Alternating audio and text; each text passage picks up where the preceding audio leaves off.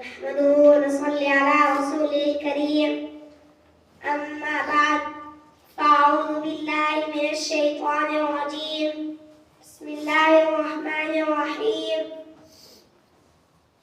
يرفع الله الذين آمنوا منكم والذين أوتوا العلم درجات صدق الله العظيم.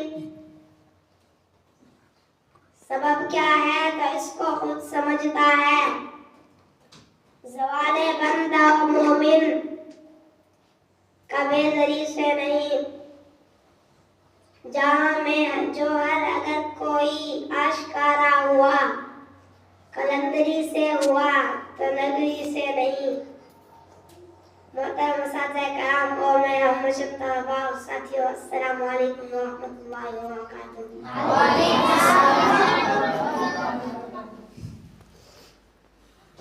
آج میں آپ حضرات کے سامنے فضیلت علم کے موضوع پر چند موضوعات پیش کرنا چاہتا ہوں.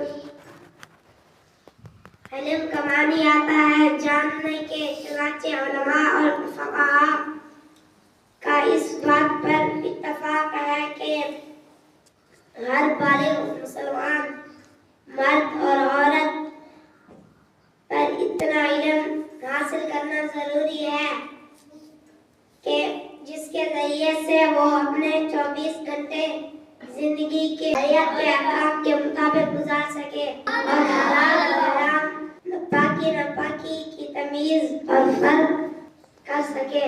حضور اکرم صلی اللہ علیہ وسلم نے فرمایا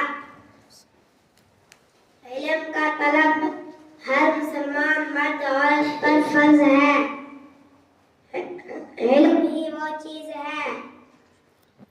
علم ہی وہ چیز ہے جس کے ذریعے انسان اور حیوان میں تمیز کیا جاتا ہے. علم ہی وہ نعمت ہے جس کی بدولت حضرت آدم علیہ السلام مسعود ملائکہ بنتے ہیں. اللہ تبارک و تعالیٰ کا ارشاد ہے قل هل يستوي الذين يعلمون والذين لا يعلمون. یعنی جاننے والا اور نہ جاننے والا دونوں کبھی برابر نہیں ہو سکتے. حدیث میں آتا ہے کہ کوئی آدمی اس علم کے راستے کو اختیار کرتا ہے اللہ تعالیٰ اس کے جنت کا راستہ اس کے لیے آسان کر دیتے ہیں. اور ایک حدیث میں آتا ہے کہ عالم کی فضیلت عابد پر اس طرح ہے کہ جس طرح چاند کی فضیلت تمام ستاروں پر ہے.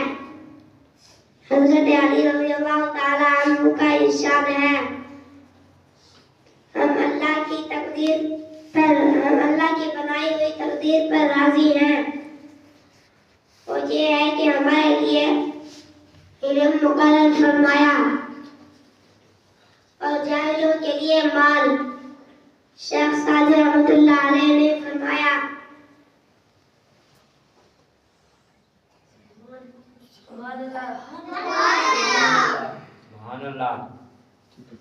جاؤ علم کے دامن کو مضبوطی سے تھام لو کیونکہ وہ آپ کو جنت میں پہنچائے گا.